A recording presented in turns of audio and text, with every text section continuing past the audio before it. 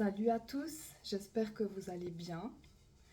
Je suis là pour refaire une nouvelle vidéo pour vous donner des nouveaux outils pour pouvoir vous aider à naviguer dans cette vie qui est faite d'assomption, de réalisation, d'expérience, parce que la vie c'est des expériences.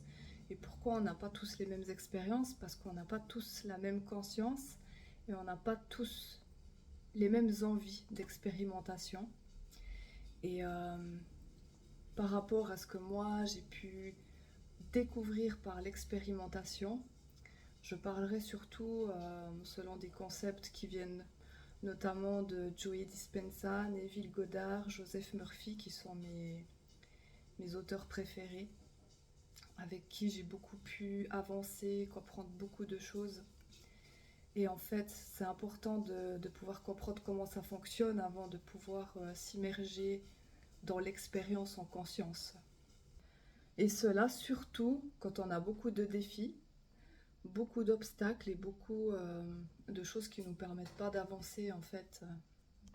C'est un peu comme si parfois on reste un peu bloqué dans certaines situations et puis des fois on ne comprend pas ce qui se passe et on a beau savoir que le monde est un reflet de nous-mêmes, que ce soit l'entourage, que ce soit les situations que nous vivons.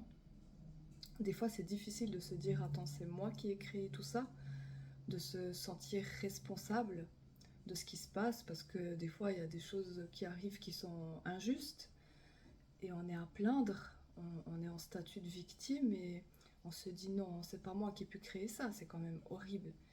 Et moi, ce qui m'a aidé à surmonter tout ça, c'était de comprendre qu'en fait, la force créative, donc Dieu, la force créatrice, elle s'en fout de ce qu'on pense. Qu'est-ce que c'est la guerre? Qu'est-ce que c'est ma maladie maintenant, ma situation? Elle s'en fout complètement de la situation, de ce qu'on pense de la situation. Parce qu'en fait, c'est comme si Dieu, il réalise seulement ce qu'on pense.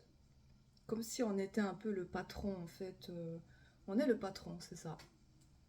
Si on dit qu'on aime ça, même si on l'aime pas, parce qu'on croit qu'on l'aime pas, par exemple, vous, dès que vous avez des histoires, il se passe quelque chose ici, commérage, machin, vous avez envie de parler de ça, de dire ah tu sais pas quoi, cette femme elle a dit ça, et puis celle-là elle a dit ça, mais c'est pas possible quand même ces gens, tu te rends compte, mais c'est horrible, elle a fait ci, elle a fait ça, mais moi à sa place, ben, votre subconscient il interprète ça comme j'aime faire du commérage. Donc il va vous donner des situations où il y aura encore plus de gens qui vont venir vous parler de leur merde et vous serez juste témoin de ça, puis après vous allez le raconter.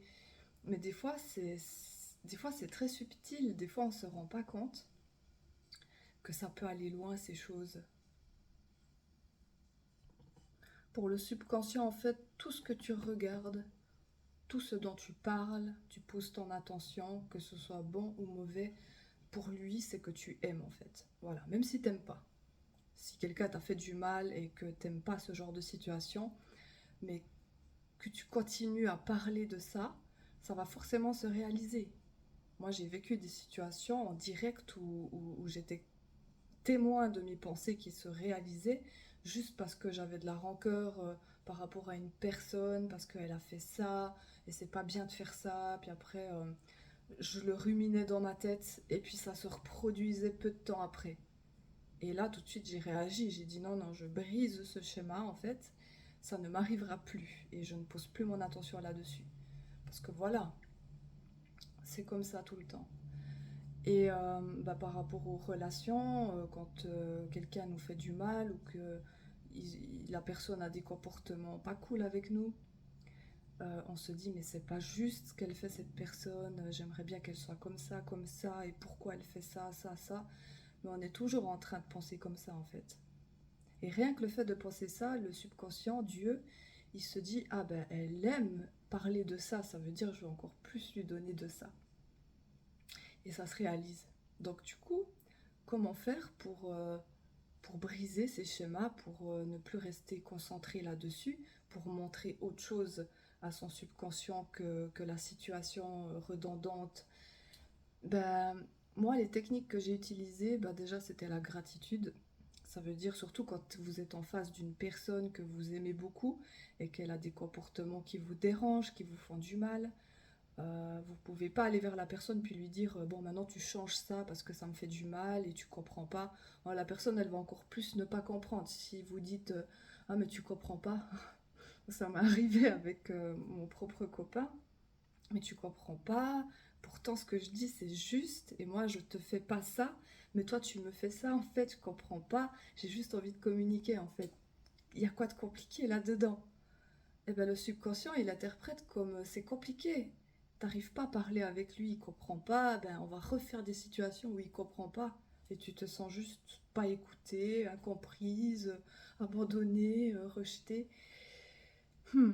Alors du coup, je me suis demandé comment je pouvais changer tout ça, et surtout quand les charges émotionnelles, elles sont fortes, parce que des fois, on a tellement été blessé, on est tellement dans la rancœur, dans l'incertitude, dans la tristesse, dans la colère, que des fois c'est difficile d'imaginer que ça puisse s'arranger en fait, tout simplement, hein. Déjà que notre cerveau il est configuré pour croire que tout est impossible.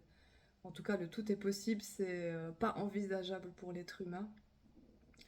Et ça, c'est vraiment un truc qui se construit au fur et à mesure du temps.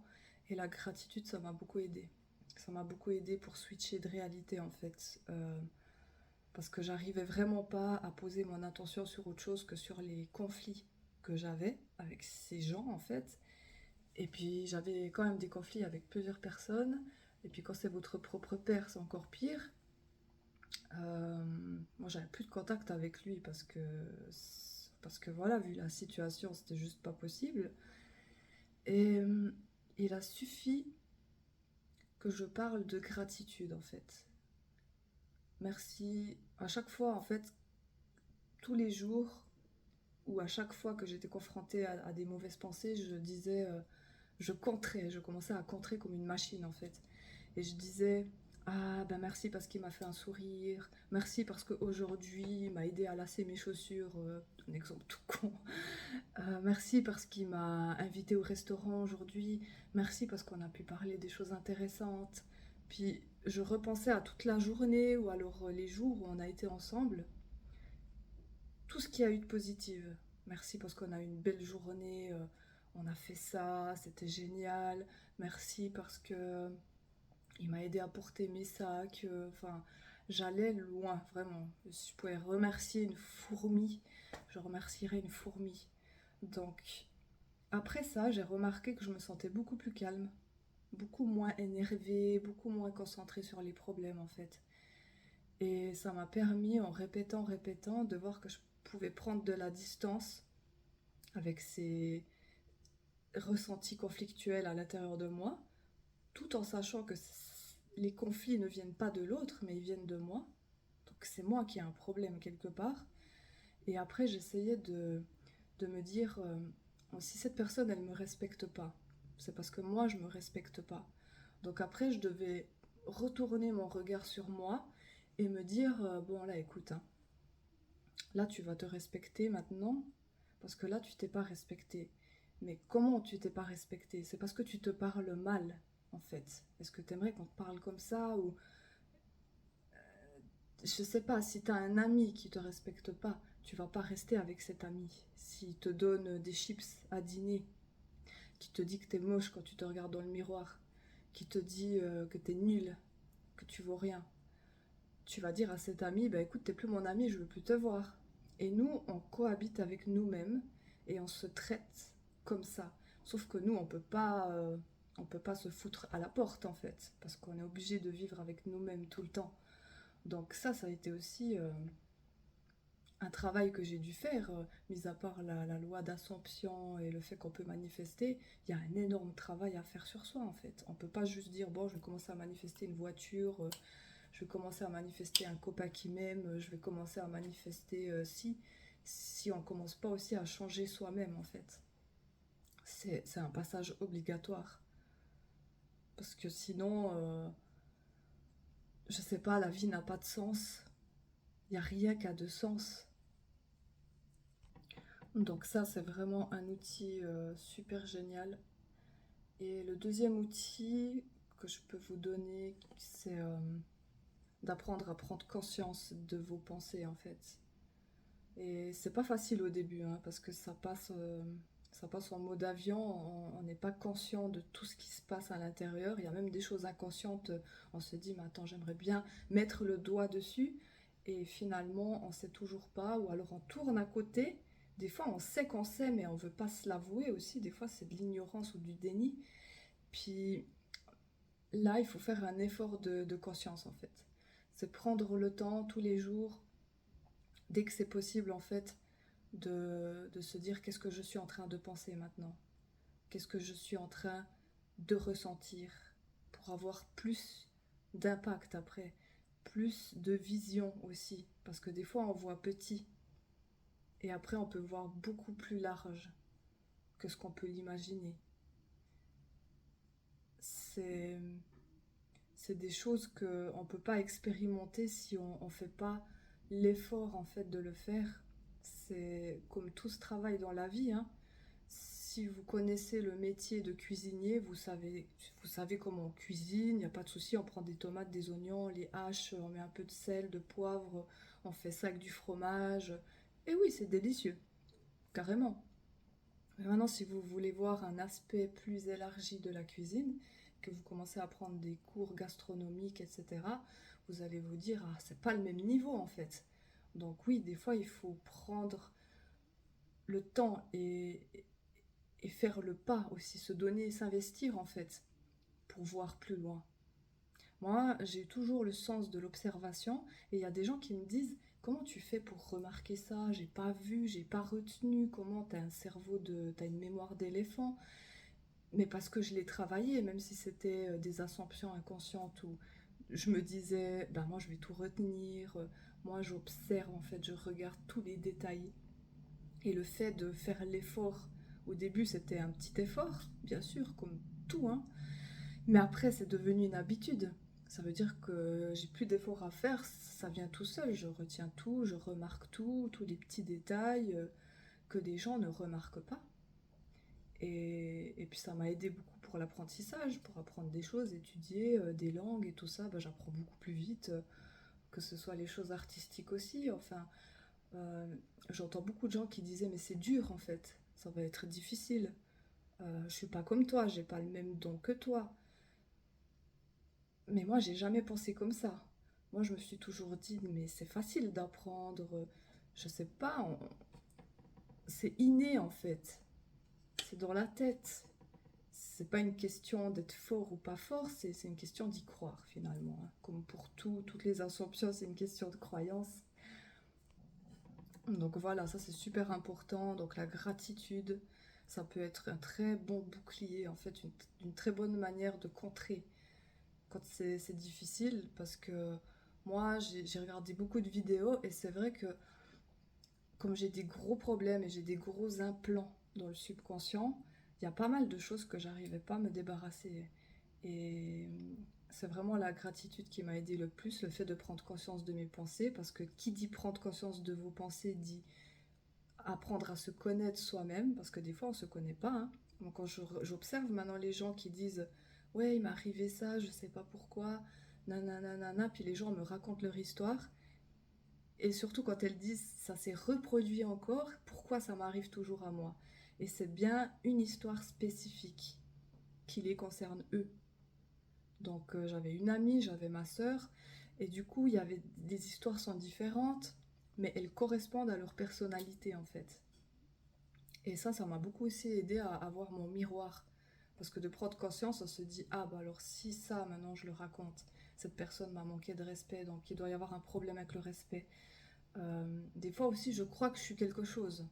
Ah ben moi, je suis comme ça, je suis comme ça, et je suis fière de moi. Et tout à coup, la vie met une situation où vous réagissez pas tout à fait de la bonne manière, et là, boum. Ah ben non, finalement, je suis pas comme je le pensais. Donc c'est beaucoup de choses comme ça aussi. Des fois, on a des illusions, on croit qu'on est quelqu'un, et on ne l'est même pas comme on le dit. en fait. On se ment à soi-même pour se donner une bonne image. Et avec Dieu, c'est important d'être authentique. Parce que si on n'est pas authentique, euh, ça ne peut pas fonctionner. C'est pour ça que les gens ne peuvent pas tricher dans la vie. C'est pour ça qu'après, vous devenez visionnaire, presque médium, parce que rien que les gens vous racontent leur histoire, vous vous dites, ah ben si elle raconte ça, c'est qu'elle, elle est comme ça. Et vous savez déjà tout sur la personne. Et moi, je faisais ça inconsciemment au début. Maintenant que je sais le pourquoi du comment, hein, que c'est scientifiquement explicable, quantique, physique quantique et tous ces trucs de neurosciences, etc., vous vous dites après, ben, j'ai qu'à écouter, à connaître un petit peu la personne, tout ce qu'elle me raconte, ses problèmes et tout, et je sais exactement ce qu'il y a dans sa tête. Je sais exactement comment elle est. Quand elle dit qu'elle n'aime pas les menteurs, c'est qu'elle-même, elle se ment à soi-même ou alors elle ment aux autres. Peu importe comment on le fait, hein. Ça peut être pour se donner une bonne image, pour faire un déni, pour avoir de la reconnaissance, ou alors des fois on fait des petits demi-mensonges pour, par exemple, ne pas aller quelque part parce qu'on n'en a pas envie. Ah mais c'est pas un mensonge, c'est juste j'ai pas envie de blesser l'autre alors je préfère lui mentir. Ça peut être tout et n'importe quoi. Mais rien qu'en entendant l'histoire des gens, une fois que vous savez le concept, vous savez tout sur les autres. Vous lisez comme dans un livre ouvert en fait. C'est même plus de l'empathie, de la, comment on appelle ça, de la télépathie ou quoi. C'est presque carrément les gens vous livrent leurs propres secrets. C'est comme moi, si je raconte ma situation, mes problèmes, les gens qui savent pas, ils vont se dire, oh la pauvre, c'est quoi cette situation, elle a pas de chance et tout ça. Mais les gens qui savent, ils vont exactement savoir de quoi je souffre, de quel genre de dysfonction mentale je suis atteinte, quels sont mes péchés, entre guillemets. Euh, Parce que comme disait Neville Goddard, hein, les péchés, c'est simplement quelque chose qu'on a manqué, quelque chose qu'on n'arrive pas... Moi, la dernière fois, j'ai eu l'image d'un arc, et je ne comprenais pas pourquoi, mais c'est vraiment ce concept d'arriver à viser la cible, en fait, à un moment donné.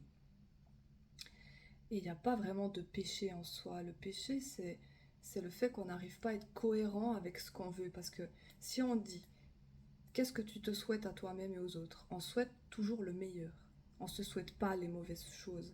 Et ça, c'est le Dieu qui est en vous. C'est cette conscience qui dit, mais moi, je voudrais que tu sois guéri. Moi, je voudrais que tu aies cette voiture, que tu puisses te déplacer. Moi, je voudrais que tu aies la meilleure vie, en fait.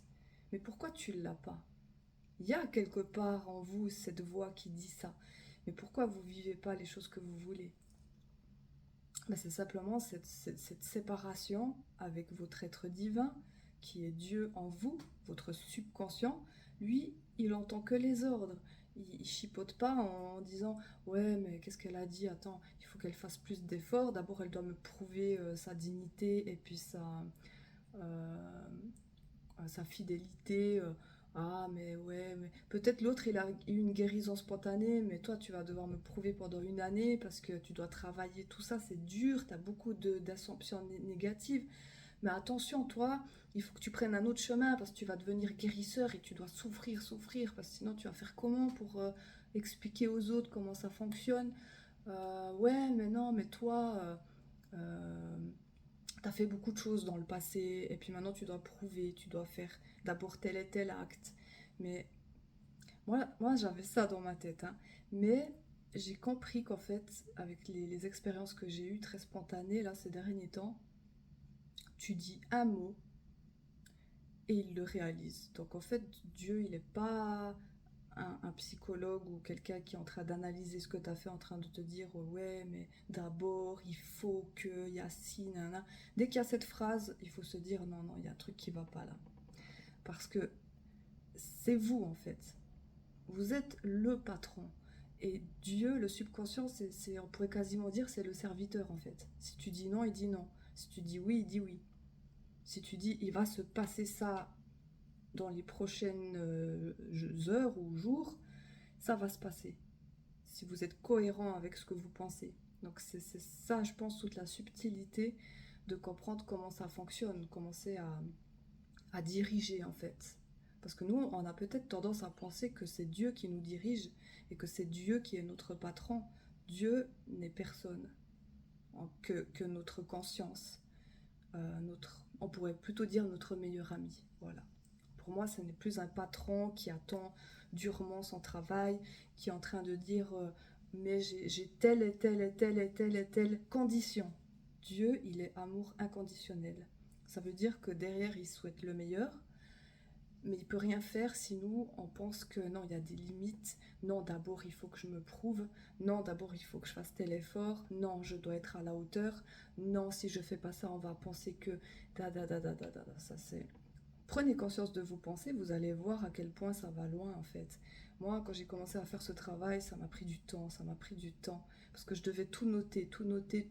Tout. À chaque fois, je faisais des inceptions, j'avais des insights. Et je faisais des arrêts sur image. J'étais là, mais qu'est-ce que je suis en train encore de penser maintenant? Jusqu'où ça va? Qu'est-ce que je pense de telle situation? Pas juste, ah là là, je vois quelqu'un qui fait le con, et puis je suis en train de me dire, mais il est con celui-là. Plus loin, ça va encore plus loin. Et là, je me suis rendu compte que je pensais encore des choses beaucoup, beaucoup, beaucoup plus loin. Pourquoi je pense qu'il est con? Parce qu'il se montre en spectacle, parce qu'il y a tout le monde qui le regarde, puis il a l'air con, et puis il se rend pas compte, celui-là, il se montre en spectacle, et puis après, du coup, il attire le regard sur lui. Et pourquoi? Moi, je trouve ça vraiment con. Il y a des gens, ils s'en foutent, hein, ils passent à côté, ils se disent, oh, ok, il fait ce qu'il veut, en fait. Eh ben moi, c'est parce que j'ai l'assumption que je déteste qu'on attire le regard sur moi. J'ai horreur de ça. Je fais pas des trucs un petit peu anarchiques comme ça dans la rue pour qu'on me regarde. Je fais tout pour être invisible. Donc les personnes qui vont juger ce genre de personnes, c'est des personnes qui ont déjà ces peurs sous-jacentes. Et ça peut donner beaucoup d'informations hein, sur ce que vous pensez toute la journée, sur les situations qui arrivent, les expériences. Et ça peut aider vraiment à se dire, bon maintenant, maintenant c'est réglé, je m'en fous. Hein. Je m'en fous. Euh, voilà.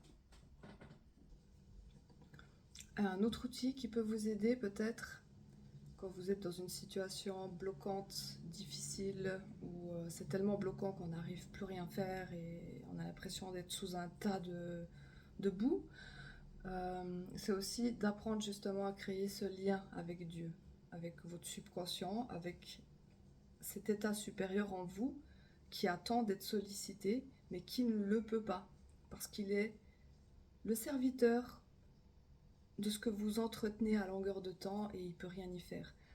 Donc moi j'ai commencé vraiment à développer cette relation amicale où je me dis il y a toujours un état au-dessus de moi qui est plus conscient que moi et qui me veut que du bien et c'est mon meilleur ami et peu importe dans quelle situation je suis, il est là. Donc déjà en prenant contact avec cet état supérieur de nous-mêmes, on peut commencer aussi à avoir plus de signes. Moi j'étais dans une situation catastrophique, j'avais pas de signes et pourtant je priais pour avoir des signes. Je suppliais à genoux et en fait c'était la mauvaise façon de faire. C'est pas comme ça qu'on se rapproche de Dieu en fait. Et j'ai commencé euh, à le mettre à l'épreuve. Qu'est-ce que ça veut dire? Ça veut dire que dans la vie de tous les jours, on commence, peu importe, on s'occupe pas parce que si on est trop focalisé sur le problème du moment, euh, il faut aussi regarder autour. Donc, dans la vie, il se passe plein d'autres choses autour, mis à part votre gros problème qui vous pourrit la vie. Et puis là, vous pouvez commencer à dire, bah là, pour ça, ça va bien se passer. Ah, bah pour ça, il va se passer ça et tout ira bien. Je sais pas, moi, vous avez prévu un mariage samedi et samedi, il annonce de la pluie. Alors, vous pourriez dire, bah samedi, il va pas pleuvoir. Puis voilà, oubliez.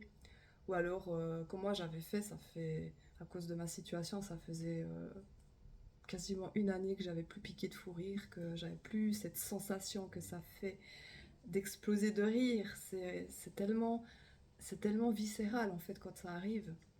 Et ça faisait tellement longtemps que ça m'était pas arrivé, tellement j'étais déprimée et tout. Et je sais pas, un jour ça m'a passé par la tête et j'ai dit à mon copain, mais ça fait longtemps que j'ai pas piqué un fou rire.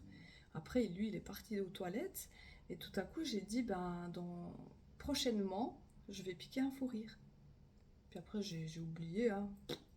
C'est comme un jeu, en fait, comme un enfant.